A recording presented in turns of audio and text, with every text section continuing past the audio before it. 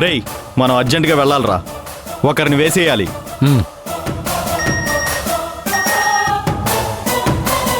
ఇదిగో ఈవిడ్నే మనం చంపబోయేది. పదండ్రా. అలాగేనా?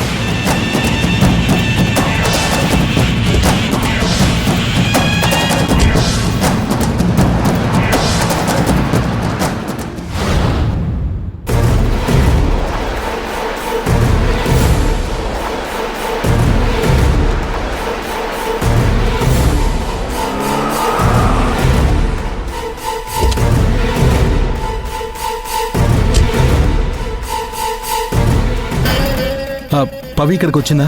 రాలేదు సార్. ఇంకా రాలేదా?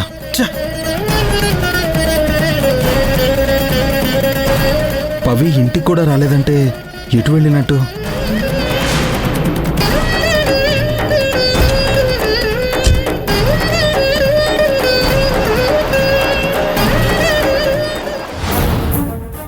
ఏమే, శైలు పడుకుందా? ఇప్పుడే పడుకుందండి. అలాగా. ఏమండి, మన అబ్బాయికి పవిత్రనిచ్చి పెళ్లి చెయ్యాలని పంతం పట్టి ఊరెళ్లకుండా ఇక్కడే ఉన్నారు. రాజశేఖర్ గారు చెప్పారని హైదరాబాద్ వచ్చాం. దేవా మన కొడుకే కావచ్చు, కానీ వాడి గురించి తెలిసి కూడా పవిత్ర గొంతు ఎందుకండి కోస్తారు? నోరు మూసుకా. నీకెన్నిసార్లు చెప్పాను ఈ విషయంలో తలదూర్చోదని? ఓసి పిచ్చిపోద్దా, చూస్తూ చూస్తూ కోట్ల ఆస్తిని వదులుకోమంటావా? లక్ష్మీదేవి పవిత్ర రూపంలో వస్తానంటే వద్దంటావేంటే వెరీ మొహమా?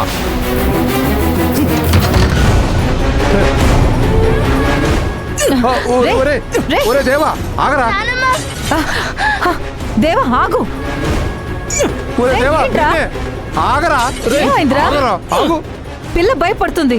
ఎందుకు అలా ప్రవర్తిస్తున్నావు? గొడవ చేయొద్దు. శైలు చూడు భయపడుతుంది. రే దేవా, ఆగరా. దేవా నిన్నే. ఆగరా, ఆగు. దేవా దేవా దేవా. అరే అయ్యో, పిల్ల భయపడుతుందిరా. ఆగరా. ఏమైంది చెప్పరా, ఏమైంది? పారిపోయారు. వాళ్ళు పారిపోయారు. నేను ఊరుకోను, వాళ్ళని వదలను. ఎవరు పారిపోయారా? ఆది పవిత్ర పారిపోయారు. కళ్యాణ మండపంలో ఇద్దరు లేరు. నా పవిత్రని తీసుకెళ్తాడు వాడు. వాడెంత చూస్తాను. పవిత్ర నాకే సొంతం. కామాక్షి, నువ్వు వెళ్ళు. వాళ్ళు ఎక్కడున్నారో చూడు, వెళ్ళు. అలాగేనండి, నువ్విక్కడే ఉండమ్మా, భయపడొద్దు. లేరని చెప్తున్నాను కదా. ఎక్కడికి వెళ్తుంది? పారిపోయారని చెప్తున్నాను కదా. ఒరే నా మాట వినరా. నువ్వు గొడవ చేస్తే పవిత్ర నీకు దక్కదరా. దక్కాలి. పవిత్ర నాకు కావాలి. మీ నాన్న నేనున్నాను కదా. పవిత్ర నీకు ఇచ్చి పెళ్లి చేసే బాధ్యత నాది. నువ్వు కూల్గా ఉండు, నేను చూసుకుంటాను. అరే ప్లీజ్ రా. రే నా మాట వినరా. ప్లీజ్ రా. ఆ అమ్మాయి నీకు ఇచ్చి ఎలాగైనా పెళ్లి చేస్తాను రా.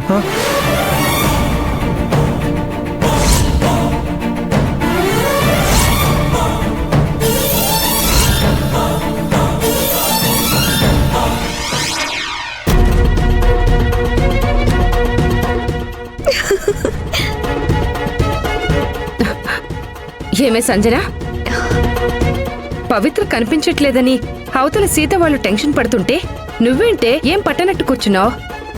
అది కనబడకపోతే నన్నేం చేయమంటావు? ఇది కరెక్ట్ కాదు సంజన. ఎందుకు ఇలా ప్రవర్తిస్తున్నావు? నీ పద్ధతి మార్చుకోకపోతే చాలా కష్టం సంజన.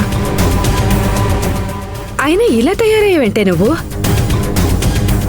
ఫ్రెండ్ని పక్కన పెట్టు, సాటి ఆడపిల్లని అలాంటి మాటలు అనకూడదన్న జ్ఞానం కూడా లేదా నీకు? నువ్వు పవిత్రని అన్ని మాటలు అన్నావని తెలిస్తే చక్రవర్తి అంకులు ఊరుకుంటారా? పెళ్ళై కాపురానికి వెళ్ళబోతున్నావు. ఏది మంచో ఏది చెడో తెలుసుకోకపోతే సంసారం ఎలా ముందుకు తీసుకెళ్తావు? ఎలా అత్తగారింట్లో నెగ్గుకొస్తావు? నీకు వయసు పెరుగుతున్న కొద్దీ బుద్ధి మందగిస్తుంది. అమ్మా, నన్ను ఇరిటేట్ చేయకు. చేసినవన్నీ చేయడం, మళ్ళీ రోషం ఒకటి. ఏమైంది సరోజా?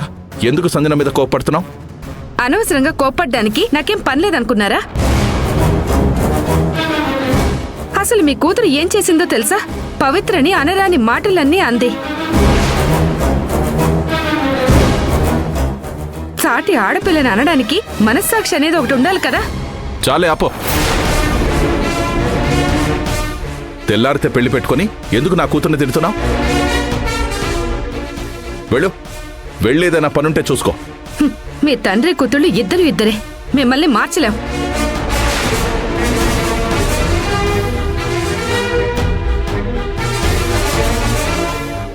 బేబీ, నువ్వేమీ మీ అమ్మన్న మాటలు పట్టించుకోకు. నీకు మీ డాడీ ఉన్నారు, హ్యాపీగా ఉండు, సరేనా?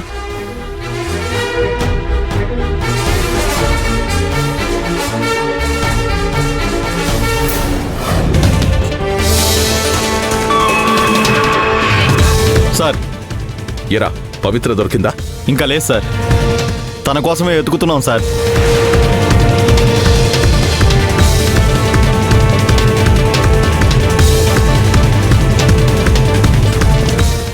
సరే సార్, సరే.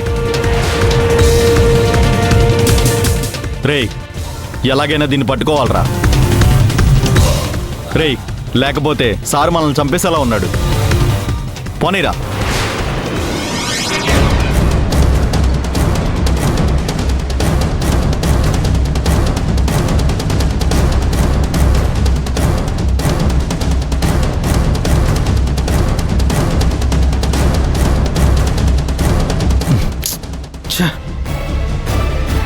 పవి ఎక్కడికి వెళ్ళినట్టు? ఫోన్ తీయట్లేదు, మనిషి కనబడట్లేదు.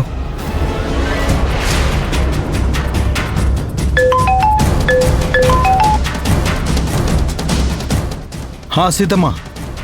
అది పవిత్ర కనపడిందా? బా లేదు సీతమ్మ, ఇంకా వెతుకుతూనే ఉన్నాను. ఎక్కడా లేదు, ఫోన్ కూడా తీయట్లేదు. అరే, ఫోను పర్సు ఇక్కడే వదిలేసి వెళ్ళిందిరా. తన తాతయ్య నానమ్మ కూడా చెప్పకుండా వెళ్ళింది. నాకు భయంగా ఉందిరా. అది పర్సు అక్కడే ఉంది అంటే ఊరు దాటి ఎక్కడికి వెళ్ళ సీతమ్మా. సరే, నేను చూస్తానులే సీతమ్మా, నువ్వేం టెన్షన్ పడకు. సరేరా. అసలే కడుపుతో ఉన్న పిల్ల ఇంత రాత్రి వేళ ఎక్కడుందో ఏంటో. కనిపించగానే ఫోన్ చెయ్యి. సరే సరే, అలాగే సీతమ్మా.